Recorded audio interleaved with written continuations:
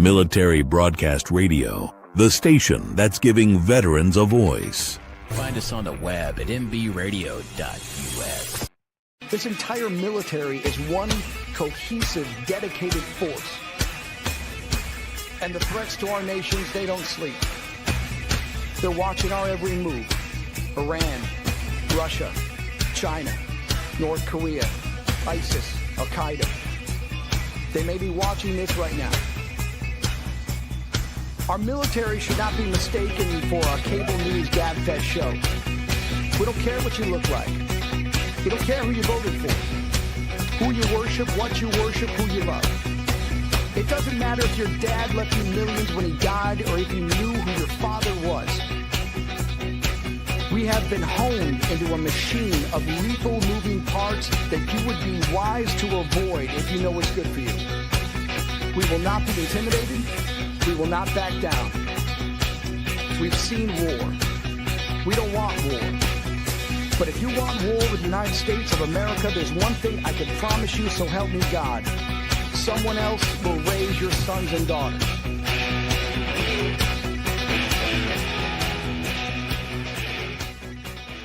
Military Broadcast Radio, the station that's giving veterans a voice.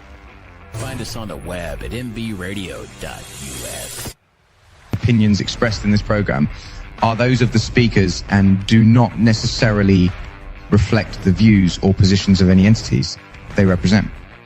Find us on the web at mbradio.us. Join Terry with Tracer Rounds every Tuesday at 8 p.m. Eastern to hear interviews with veteran artists, veteran business owners, and businesses that support veterans. Catch us on Roku, Amazon Fire TV, and MB Radio. If you miss a show, you can listen again on Wreaths Across America Radio every Wednesday at 3 p.m. Eastern. Tune in to see if you are on target. MBR, giving veterans a voice. And welcome back to the Tracer Rounds podcast. And I'm Terry, your host, and you're on Military Broadcast Radio, where we're giving veterans a voice. And tonight's voice is to Matt Cavanaugh, who is an Army veteran, who is an author, who is an athlete of the year for the Army, who is a PhD, who is so many things that I don't even think I have enough time to tell you all the things. Welcome, Matt. Thank you. The most important thing is that I'm dad to Georgie and Grace, and I'm just excited to be here. Thank you. Oh, I love that. That's a good thing to be a dad and to acknowledge your kiddos, and I appreciate that very much. And so welcome. So I thought first we'd talk a little bit about your military service, if you don't mind. We'll talk about maybe how many years your branch and just some of your highlights of your career. Yeah, sure. Where to start? When I was younger, I didn't have like a locked on target to be a part of the military. Actually, I'm from St. Paul, Minnesota originally, and all I ever wanted to do when I was a kid was play college hockey. And the school that was interested in me the most at the Division I level was West Point, was Army. And it was only after I got there that I drank the Kool-Aid with both fists. I really loved the environment, even if I could see just how unpleasant it was at times. Yeah. In fact, I thought really hard about transferring when I was early on there, maybe my freshman year.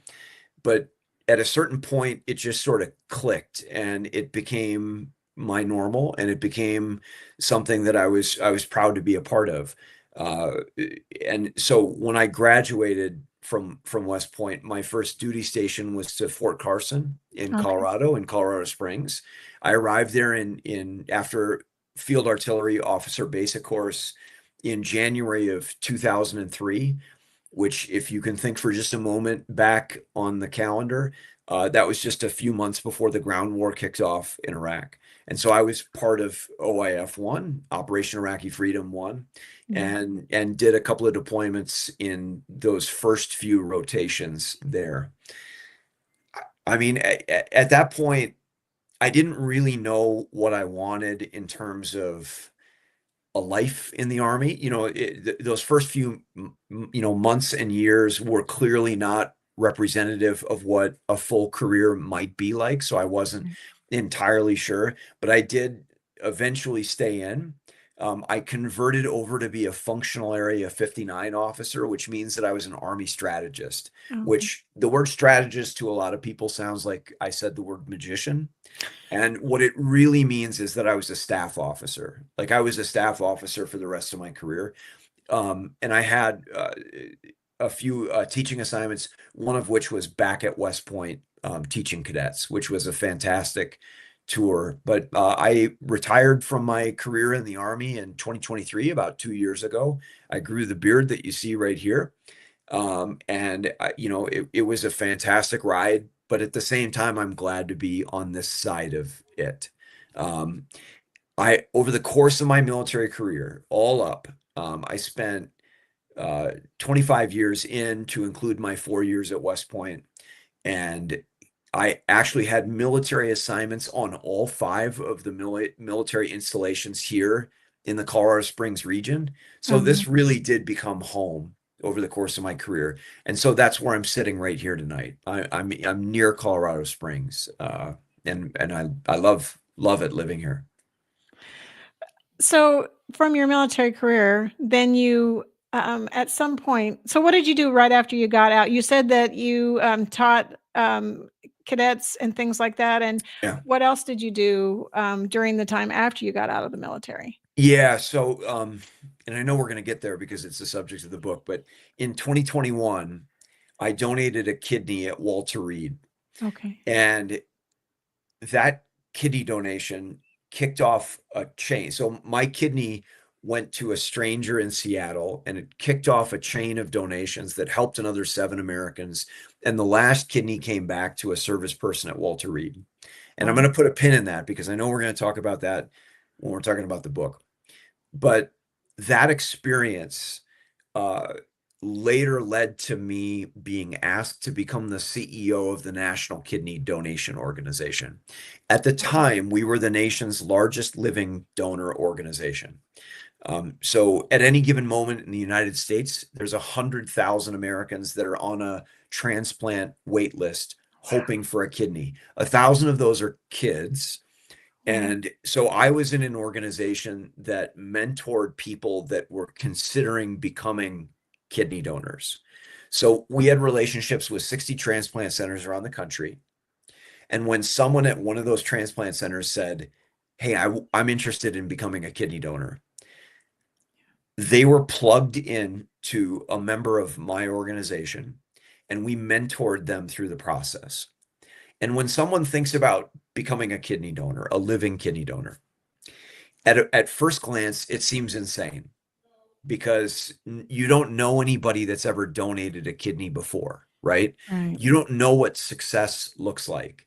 And so, I mean, it sounds insane. It sounds like a bathtub full of ice kind of stuff. Right. But when someone who's considering becoming a donor talks to someone who is a donor and has donated successfully, it gives them that vision of success. And we found that roughly when you have 2 groups of people that talk to a living donor and people that never get a chance to, the people that talk to a living donor, they're roughly 5 times more likely to donate. And so that many more lives are saved as a result of the process. Right. So I spent 2 years leading that organization that was doing that mentorship with transplant centers, and I really enjoyed it. But I got to tell you, at a certain point, you think you basically feel like you've talked about the human kidney enough, and there were other things in my life that I wanted to move on to. And as grateful as I was for that experience, I'm also glad to, just like with the Army, I'm glad I had it, but it was time to move on.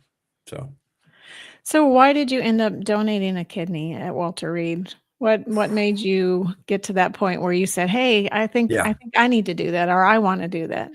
So, look, I mean, a variety of reasons.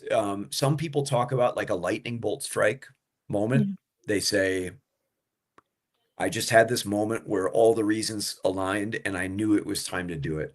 For me, it was more like a trail of gingerbread crumbs. Like there were a number of different experiences that I had in my life that led me to it. Yeah.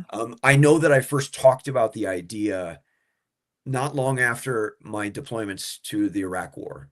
And I know that because my wife, when we first met, I talked about the idea with her, and Yeah. we subsequently divorced amicably. But at the time, we talked about it as an idea, but we sort of put a pin in it and then let our lives continue on. And we went on and we had two children, two girls. They're 11 and they're 14 now. But when I got closer to the end of my military career, I realized that it was sort of a stage of life where it would be a good time to do it. Like we were financially secure, for the most part. Right. I was, and I still am a healthy person. And, to be blunt, if anything bad happened, I trusted that everything would be okay.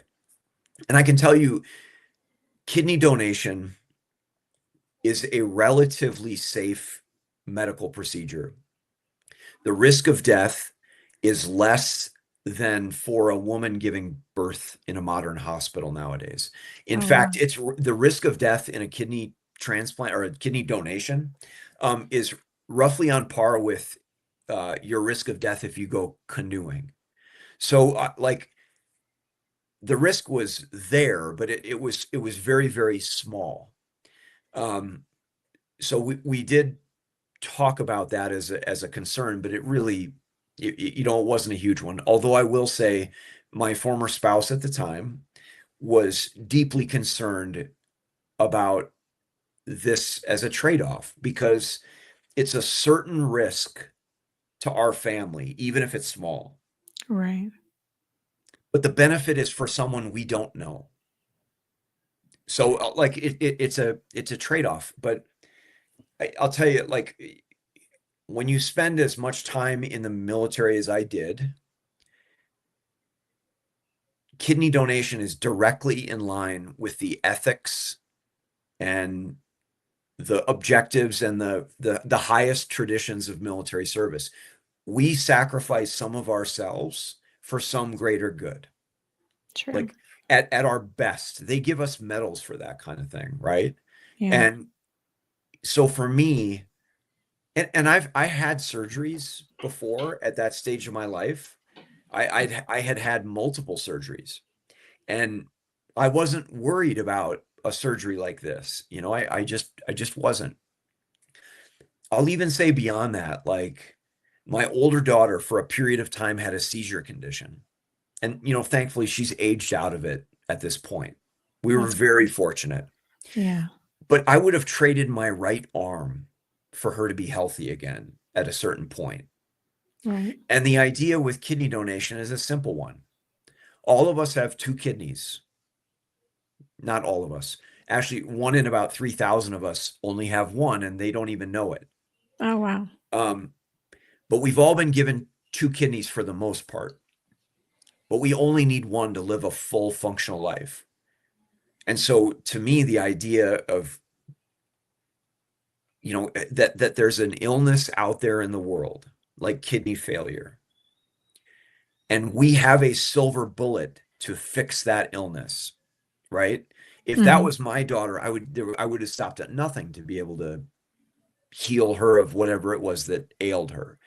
So it was very easy for me to say, you know what, like, this is worth doing. Like, this solves someone else's problem. And so, in September of 2021, I lay down on the transplant table. I spent exactly one night in the hospital. That's it. I walked out of the hospital. I walked out of Walter Reed the next day on my own. Nobody pushed me on a cart or anything. The procedure that's done is laparoscopic. So, and the important part about that is no human hands go into the abdomen. They made 4 little tiny incisions on the left side of my abdomen, up and down, and they inserted 4 devices, one a camera, and then 3 tools to be able to do all the work robotically. Wow. And again, the important part is no human hand going into the abdomen, moving things around. When the robots finished all their work, and there was a surgeon on a joystick controlling all this, it wasn't a robot in that sense, but they make a pointer finger length incision, just that long, and the kidney's about the size of a fist. They turn it sideways and they just pop it out at the end. That's it. Wow. Again, for a lot of people, surgery is a very scary thing. Yeah. I totally get that. But at the same time, for those of us who have been through medical procedures like that, what I just described is actually relatively safe, secure, straightforward. In fact, that's kind of the way I think about kidney donation. It's the most safe and straightforward way you can save a life. So, That's amazing. I would have thought it was a much more involved procedure. I would have thought there was, like surgery, like open you up pretty much and No. then, take out what you need and then sewing you back up. And I would have thought it's a lot more involved. So not long after we did that, so about a week or so, 2 weeks, I went to a ski shop to pick up my daughter's ski rentals for the coming ski season. And there was an older gentleman, like in his 70s probably, that was working the counter. And after I paid for my rentals for my kids, I said to him, "Can you help me carry the skis out to the car?" And because I'm a younger guy and he is an older man, I felt obligated to explain I just had abdominal surgery, like as you would. Right. And we get out to the truck and he carried most of the stuff. I just carried like a pair of boots, and he put it in the back of the truck and he said, "You know what? 40 years ago, I had a ski accident where they had to open me up to put my organs back where they're supposed to go." Wow. He opens his shirt, which is a weird thing, but he had a scar from neck to navel, like all the way up and down, right? Oh my word. So in just that moment, I recognized just how far we've come with this kind of a procedure. And, I felt very fortunate, right? Like it was easy for me. I mean, relatively. Right. The 2 things that did come afterwards that were a little weird, like one, when your body adjusts to just having one kidney, basically the function of the 2 merges into the one. So the one kidney takes over the operation for the thing. Yeah. For about a month afterwards, my body made me go to bed an hour earlier. Like I just was a little bit more fatigued. Of course, that wore off. That wore off after time. The second thing though, that night that I got out of the hospital, I went into a hotel room, and I'm a side sleeper. So I did what lights go out, turn on my side, and I'm lying there and I can actually hear my organs moving in my gut because there's a vacuum, there's a space, and the rest of the organs had to sort of reposition themselves. Oh, wow. Which I assure you is the most off-putting. I thought there was like a slimy mouse crawling around in the room for a second. I was really freaked out. Oh, no. It happened that night, and then it happened the next night a little bit, but after that it passed away. No more gut moving noises left, I assure you. So Oh, wow. I wouldn't have thought about that either because there is Yep. space. If you're taking something out, then there's a void right there. So Yeah. something may move into its place or at least reposition itself. Yeah. Oh, that's crazy. I think we're going to go on our first break and then we'll Okay. be back and then we'll talk about what happened after the kidney donation. So Super. I think we're going to play Coffee Anderson, Mr. Red, White, and Blue, and then we'll be right back with Matt. Don't go away.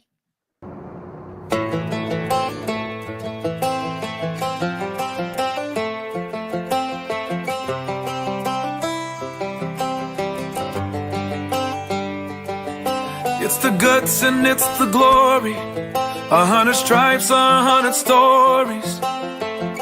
It's the Pledge of Allegiance on the 4th of July. It's them handwritten letters from home. It's them sleepless nights alone. It's his newborn baby he left with his wife. Mr. Red, White, and Blue, lay down, here's a line. Mr. Red, White, and Blue, for these stars and stripes. Hey.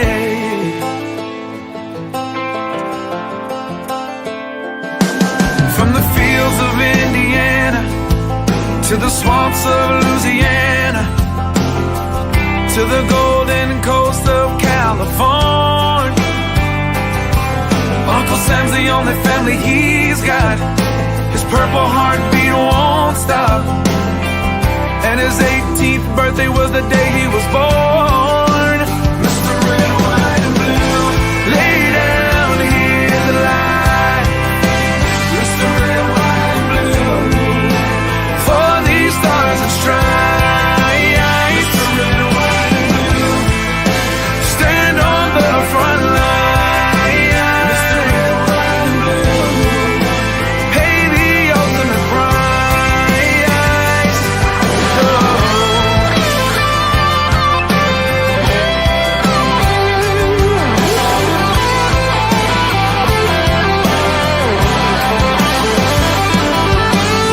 He was the man of the house when he was born. His family is proud but torn. But if you knew him, you would understand. He was raised on how to be brave, just to see the flag still wave. And then he came home with only one hand. He's Mr. Red, White, and Blue, lay down here the light. Mr. Red, White, and Blue, for these stars and stripes.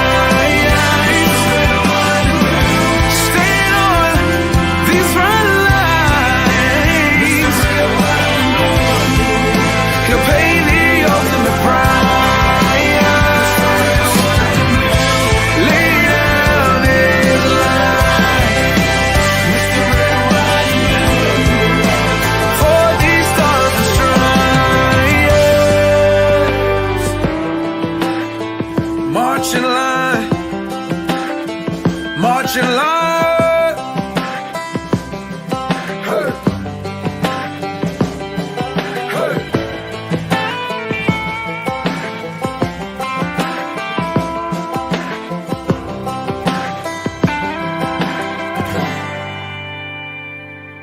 The station where our veterans' voices are heard. MBR Talk. Hey, thanks for supporting our channel by watching and listening. Find us on the web at nbradio.net. And welcome back to Tracer Rounds podcast on Military Broadcast Radio with Matt. So we were talking about your kidney donation, and you were still in the Army at that time. Yeah. And then you got out a couple years later. Yeah. And then what did you do, and how did that kidney donation?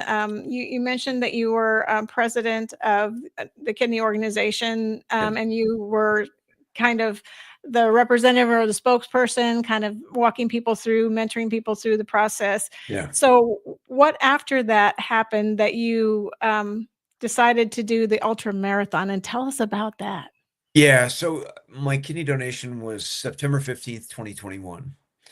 And the thing that most people miss, like most people think of kidney donation like subtraction. They look at the thing that gets taken out of you. And we were just joking about the thing that got taken out of me, right? Yes.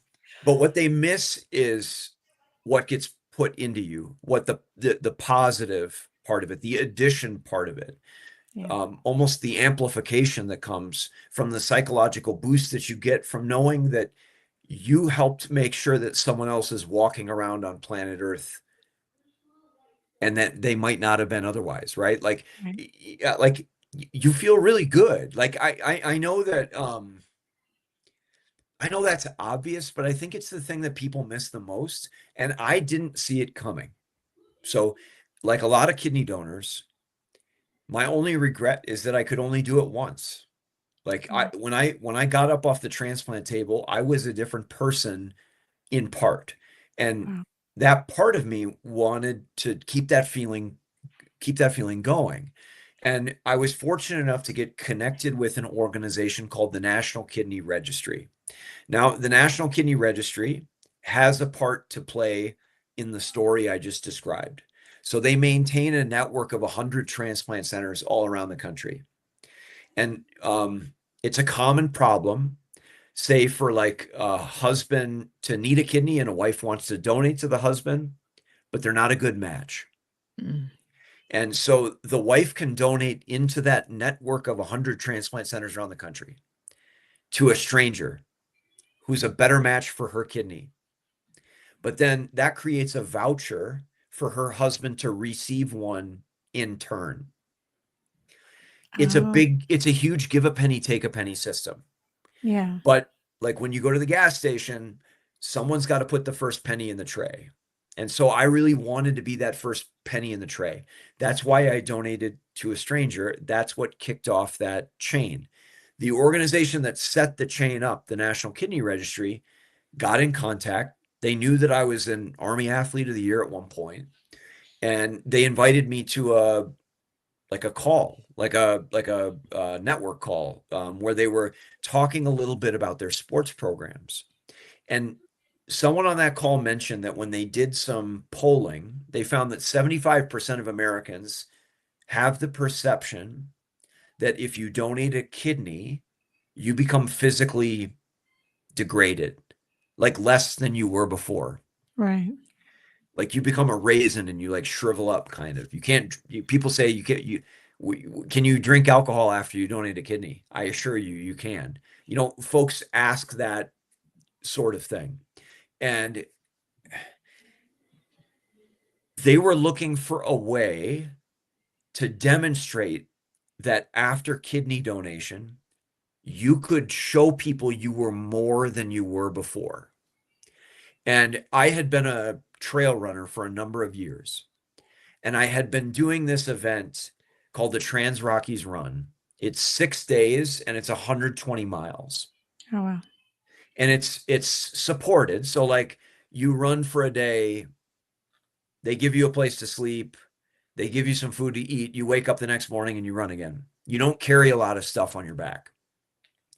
But what I looked around for and found was a bigger challenge than anything I had done before. So it's called, as you pointed out, it's called the Four Deserts Grand Slam. So each event, there are 4 events. Each event is 155 miles. They're all self-supported. So that means you carry all your stuff, all your equipment, all your food, all your calories, all of your gear that's required by the race in a pack on your back. So you run with a pack on your back. Wow. The only thing that the race provides is water and a tent for shelter. And like I mentioned, there are 4 of them. The first was in the Namib Desert in Namibia. The second would be in the Gobi Desert in China. The third in the Atacama Desert in Chile. And the last race in the Grand Slam was on Antarctica, which I know it's Antarctica, but technically it is a desert, scientifically speaking, because it receives so little precipitation. To do it, the first event would be 7 months post-donation. So 7 months after the procedure I just described a minute ago. Right. So I pitched this idea to the National Kidney Registry. We have it in an email. I pitched it to them at the end of October. So 6 weeks after my donation. Wow. Wow is one word. Insane is another word.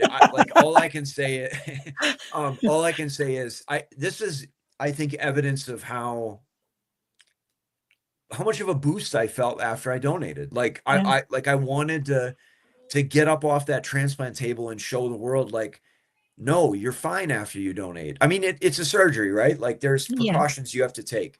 You can get a hernia, stuff can happen. Right. But I felt good, and I wanted to go out and try to do this. And this was as big a swing as I could possibly imagine. Like this is bigger than anything I could dream up. It's like I think I figured it out. It's 1,000 kilometers to do all of these races. It's 620 Wow. miles. It's like running from New York to Charlotte, something like that. Wow. And it's doing it in the world's worst deserts. And so over the winter of 2021 into early spring of 2022, I was training more than I ever have in my life, doing more miles than I ever have in my life. And that first event was in the Namib Desert. So it's called the Namib Race. So that's it, for those of you that might need a moment. It's just to the left or to the west of South Africa. So it's just to the west and a little bit north of South Africa. It's the world's oldest desert. They've filmed a bunch of movies there, to include one of the more recent Mad Max movies, because Oh, okay. the dunes are exactly what you would picture in your mind.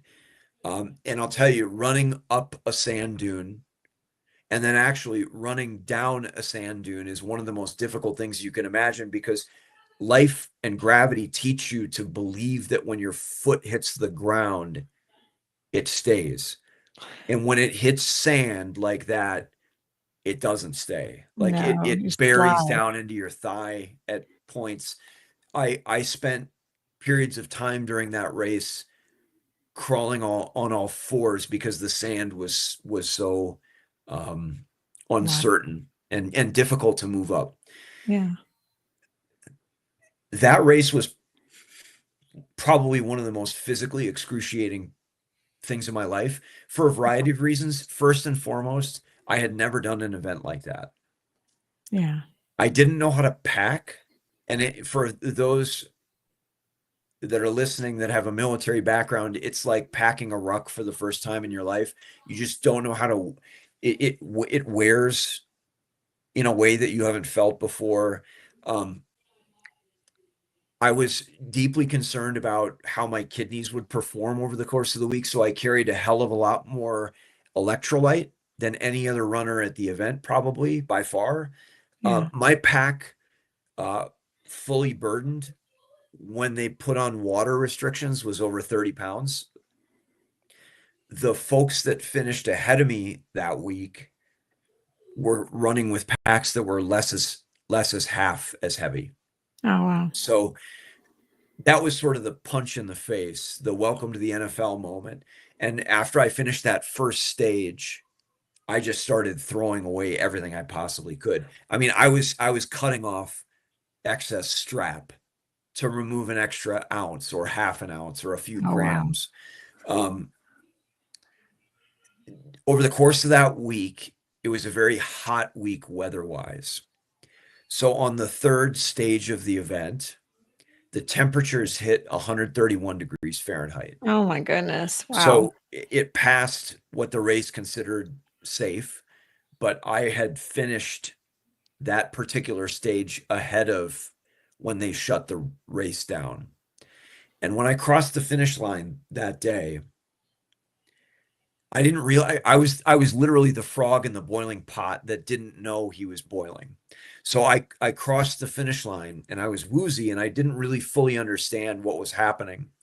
And some of the staff from the race just started dumping water on me when I crossed the finish line, and other folks from the race started pulling my shoes off. And if you ever are in a moment in your life where someone else is pulling your shoes off, like, you're in a bad way. And Yes. I needed several hours to sort of cool my body back down to normal or some semblance of normal.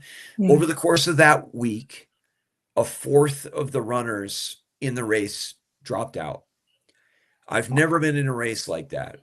Like, imagine, the New York City Marathon was this last weekend. Imagine if a fourth of the runners dropped out for heat. Like, it's just sort of inconceivable on some level. There was Yeah. another runner that week who couldn't make urine. He couldn't pee, which is it's a sign that your kidneys aren't functioning. Right. And like, when I saw that, like, it blew my mind, because on the one hand, I mean, it scared the bejesus out of me. Like I was terrified, right? Right. On another hand, that was the whole point of what I was doing.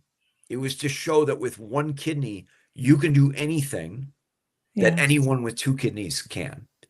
And so for me, it was like a successful failure for the week. I made it all the way the week. Like I finished the entire race. I finished 4th place Wow. overall, which I'm very proud of. But I will tell That's you, really great. I suffered every bit that week, to the point where a friend of mine had put a athletic tape on my back because Mhm. my back was just rubbed raw all the way through. Wow. And we finished the week, and we come through the final finish line, and then we make it to our hotel room, and my brain wasn't working all the way. So John is my friend, and he was a former medical service corps officer in the Army, of all things. And I turned to him and I said, "Get this tape off of me." And he said, "You know what? Like, you probably want to let's get in the shower and let the water kind of soften it up first. That'll make it easier." Again, my brain's not working. I said, "No, just get it off me." So we both lowered our center of gravity, Oh no.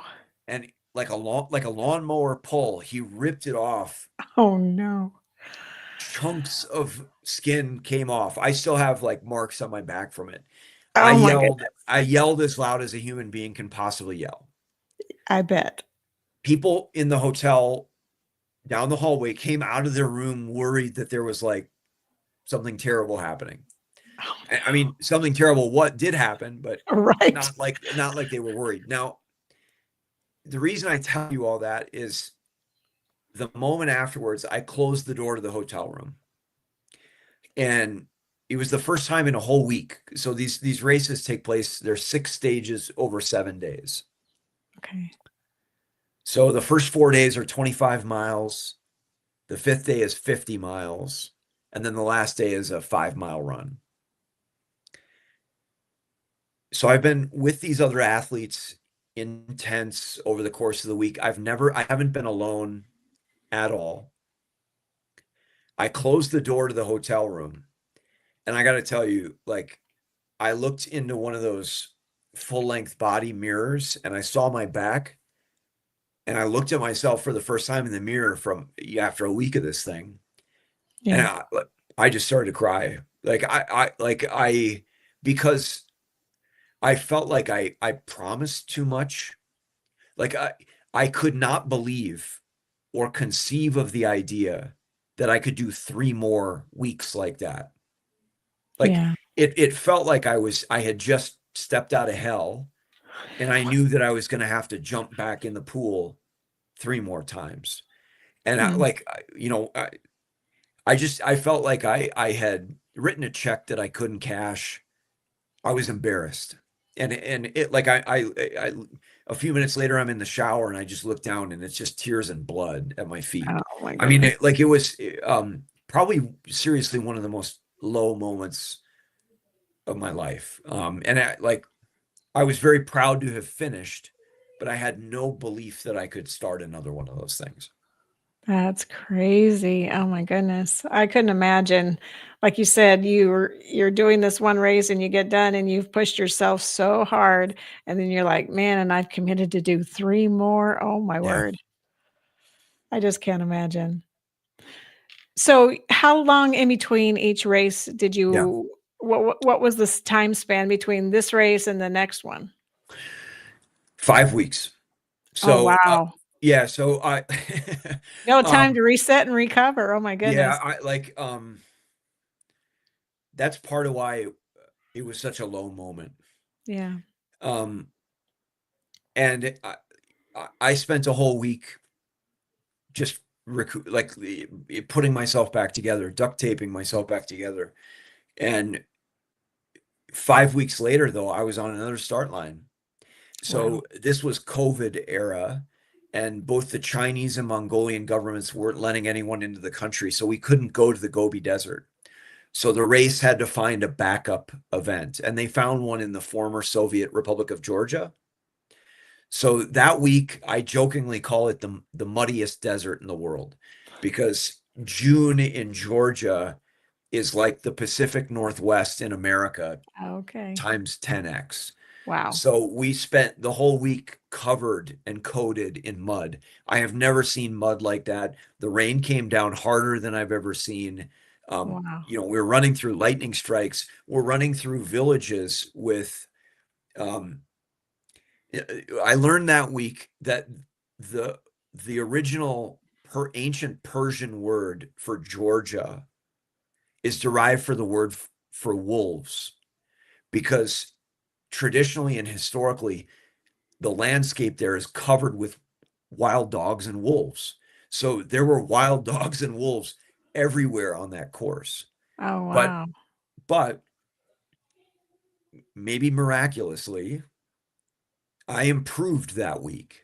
Like, I lightened my pack up by a third. Like, I brought my pack weight down significantly.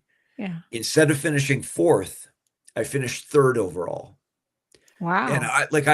I felt like I'm figuring this thing out. It's a Yeah. problem that I'm able to solve. And as a measuring stick, there was a guy that beat me, a Japanese runner named Mori Mori. Like, that's his nickname.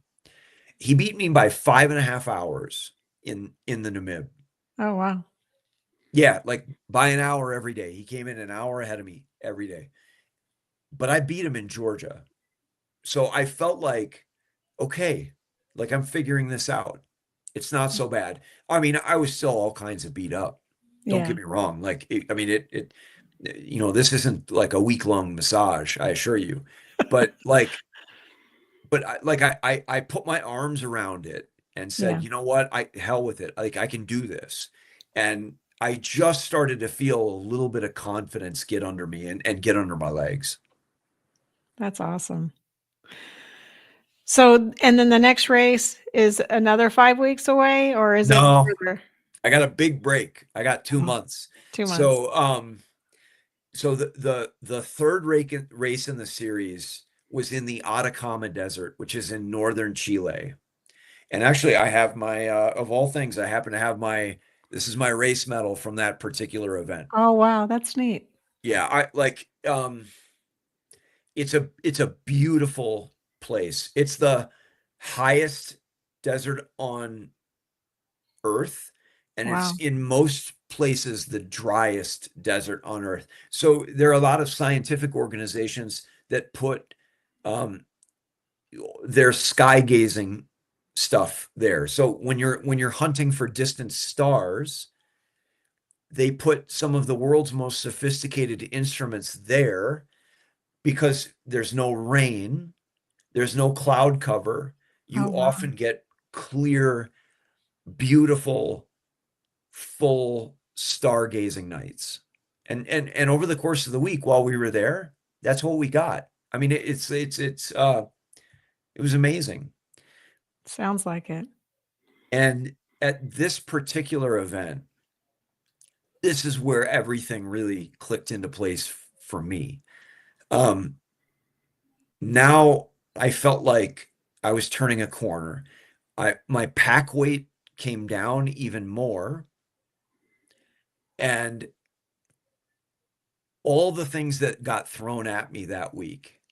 So halfway through the race in the Atacama Desert, we had a sandstorm, not unlike the ones that you would see in the Middle East.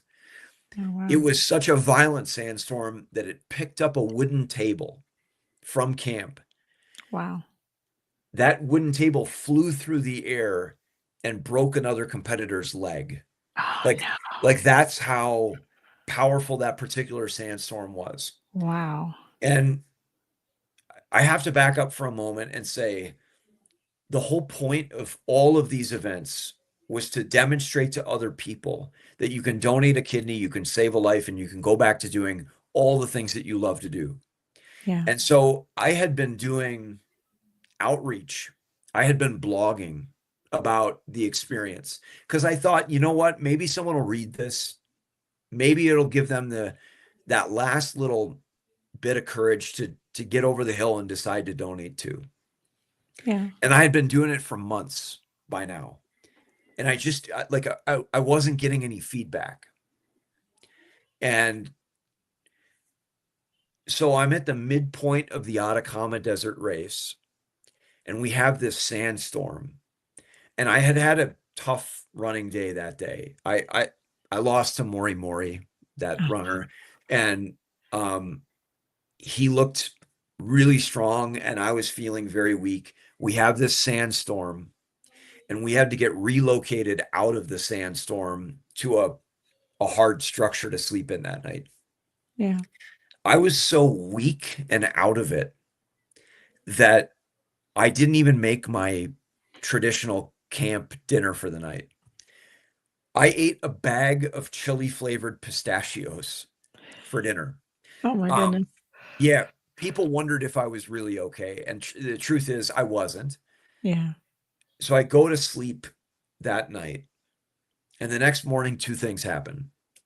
My good friend John, who put that tape on my back in the Namib, the medical service corps officer, he said, you know what, like, I've got this couscous and eggs. Would you like to have some of mine? I know you like this. And I got to tell you, like, when someone gives you the food off of their back, like, this isn't just someone reaching into their refrigerator. I mean, that's something, because he knew that it would give me a boost, and it did. Wow. I know how, like, tiny that sounds to an audience, but I assure you, a starving man and you hand him a drink of water, wonderful. Right. Yeah.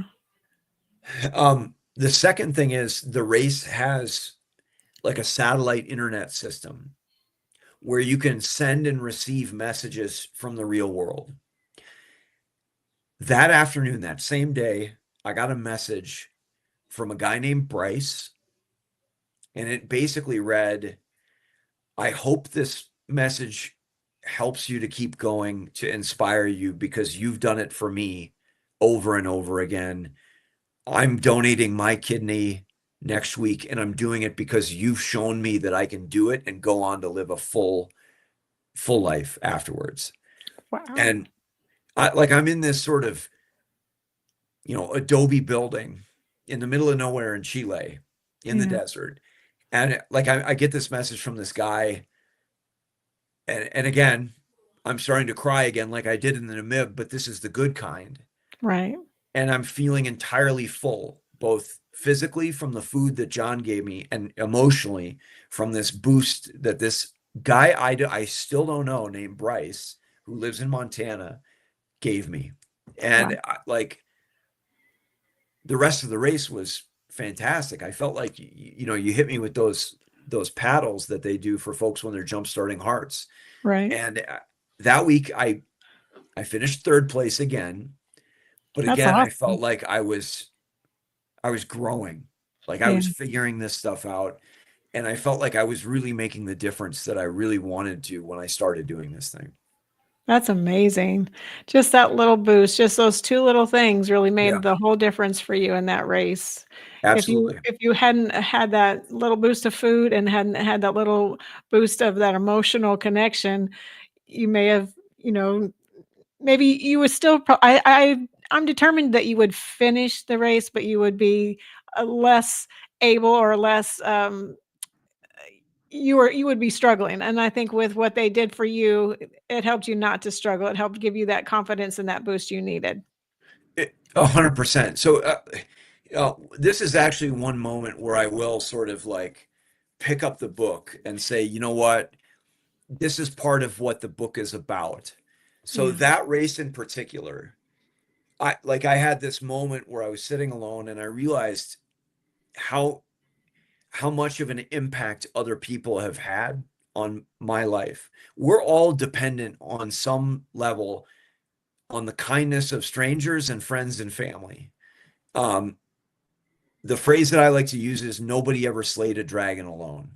Like it takes an entire village. It takes a team, I look back on my life and I've been blessed to have people that have intervened in my life at moments when they mattered the most. And on some level, my kidney donation was just sort of paying that back, just to a different address. That's it. Right. And in the same way, that third place finish in the Atacama Desert would not have been possible if it weren't for people that encouraged me, literally nourished me and inspired me Yeah. to push me all the way to the finish line. So yeah, absolutely. That's amazing. Well, we've only got like 10 minutes left, and so I want to get to the book for sure, and Yeah. you tell us a little bit more about it and when it's going to be out. It's December 5th, right? That's when it finally releases, and then if you pre-order, it's the 2nd, right? Yeah, it should be December 2nd, I think. But yeah. Awesome. So tell us a little bit about that, and then tell us what else you've got going on, because I want to get to that too before we have to end the podcast. Yeah.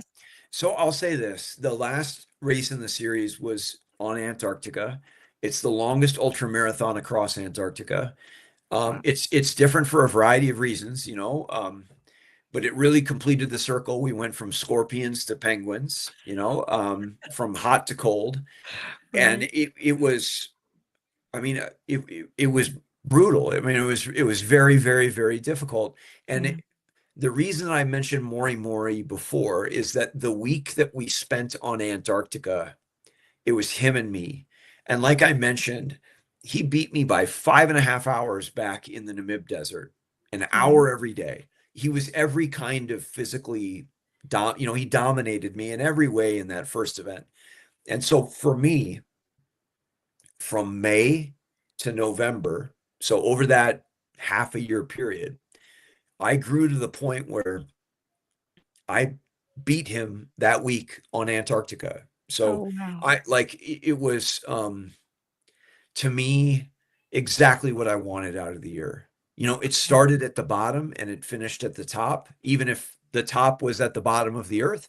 And I crossed that final finish line, and I can tell you, I had absolutely nothing left. You could have knocked me over with a feather. I left everything on the course that race day and that race week. And I felt as though I couldn't not tell that story. And as you pointed out, it became this book, which is out in about a month. That's awesome. And over the course of the book, the period that I was writing it, because you have to kind of sit down, and it's not until you cross the final finish line are you able to really look back at what the experience was like. And I looked back and realized that all the things that happened to me in my 25 years in the military, each one of them helped me get past each problem along the way.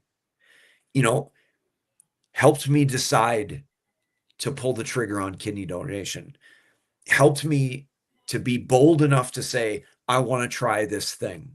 Yeah. It helped me figure out how to unburden my pack in the Namib Desert, helped me get through the mud and the wild dogs in Georgia, helped me all the way, every checkpoint along the way.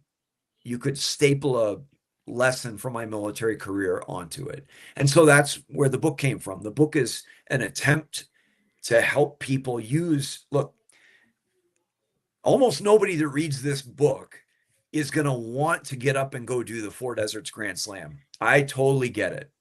I don't even know that I want to ever again. But what I think we're all out here in life doing, we all have our own finish lines we're struggling towards. And I think some of the lessons that get deployed along the way in this book can help people with those other races that they're running in their own lives, whatever they might be. Yeah, I'd have to agree. The military service really teaches you a lot and really gives you the fortitude and the resolve to do things you don't think you're capable of doing, and you find out you are. And so I think you're absolutely on point when you say that each year or each experience that you had in the military prepared you for doing these races. Yeah. It's pretty amazing. Absolutely. And I'm on to the biggest one right now. Yeah. Yes. Tell us all about that. Yeah, I'm running as an independent veteran for Congress here in the Colorado 5th Congressional District. I'll be blunt. Politics is awful right now. The country is not okay. We're in the middle of gerrymandering on both sides of the aisle, on the left and the right. We're in a government shutdown. On a basic level, the two political parties are just simply not working together in order to move the country forward. Right. And that's what I'm doing. You know, I'm running as an independent because I can see clearly that part of the problem, in fact, maybe the biggest part of the problem, is that we have two parties that have isolated themselves from the rest of us in the middle. And I want to be that person, just like I was in the military. When you show up to a unit and there's a kid from Alabama and there's a kid from California and there's a kid from South Carolina and a kid from New York, you got to figure out how to make that work. And so I've been doing it my whole life. I want to make it work now. So I couldn't be more excited to take on this next race. In a lot of ways, it's a little bit more pleasant than the Four Deserts. Right. And in some ways, it's not as pleasant as the Four Deserts. So it's a little bit of both. Wow. And so when is your, like, you're running now, and so Yeah. when is the election for that seat? The election is 1 year from now. So 1 year. like literally today is election day as we're recording this, Right. Tuesday, November 4th. Yes. The first Tuesday in November next year is election day. And I hope that we've got a big celebration going that night. Yes, we'll have to follow back up because I'm curious to see, because we were talking before the show, and it's like you said, there's a great divide, and independents have the like the amazing opportunity to go right through the middle and bring the two sides together, because obviously they're not wanting to get together, and so an independent has the opportunity to really bridge that gap between the two and really make some progress, I think, or make some headway. So I think running as an independent is really smart, because I think the independents are going to be what gets things done. Yeah.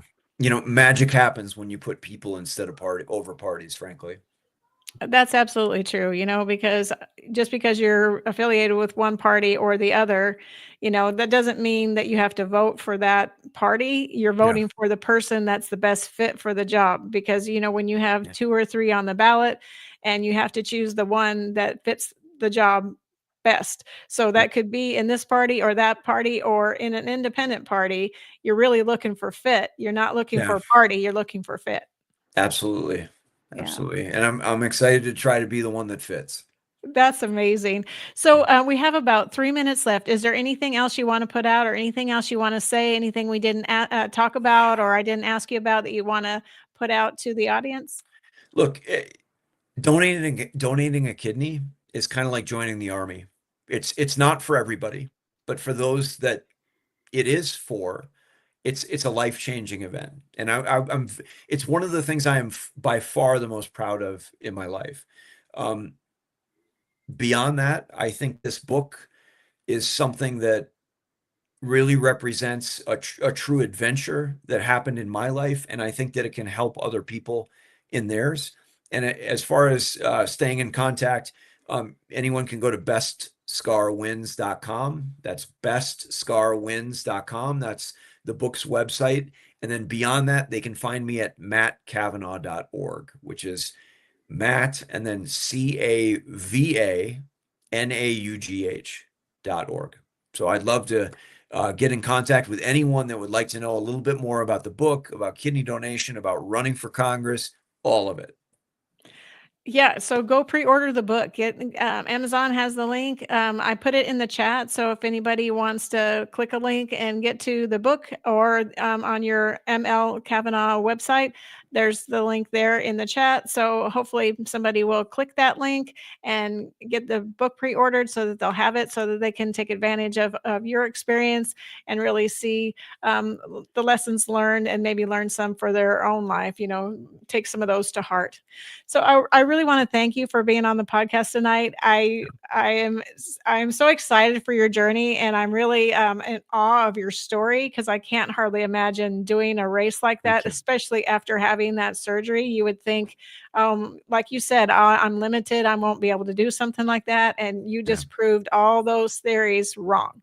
Like, you can live a full life. You can do things you don't think you can do, just like the Army pushes you to go beyond yourself. Yeah. You can go on beyond yourself with a kidney donation too. So check out Matt's book, and thank you so much for being on the podcast tonight. It was so great to be here. Thank you so much. Thank you. This is Tracer Rounds signing off. Justice Jackson, they captured Herman Goring alive. Tell me about him. He's the face of the Nazis. I'm gonna put Goering on trial. Never escapes a hangman's noose. Very sure of yourself. No man has ever beaten me. Goering has to fall. You don't just have to win, you have to be flawless. You're walking into a trap. Knowing what we know now, would you still follow Adolf Hitler? Nuremberg, rated PG-13, starts Friday only in theaters. Ladies and gentlemen, thank you for tuning in to Military Broadcast Radio. As we wrap up today's show, we want to remind you that the podcast of today's episode will be available right after we go off the air. So if you missed any part of the show or want to listen again, be sure to check it out. And remember, we're here to support and honor our veterans. Your stories and experiences matter, and we are committed to giving you a platform to share them. That's right. We're here to give our veterans a voice. So don't forget to catch the podcast and stay connected with us. Giving our veterans a voice.